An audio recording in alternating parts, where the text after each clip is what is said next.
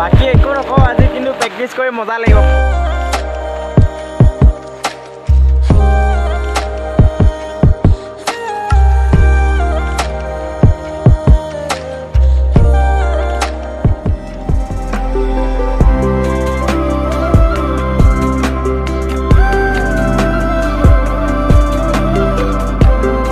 বাকি একো নকওঁ আজি কিন্তু প্ৰেক্টিছ কৰি মজা লাগিব মানে আজি কি হ'ল পুৰা বৰষুণ ফিল্ডত পুৰা পানী হ'ব বোকাটো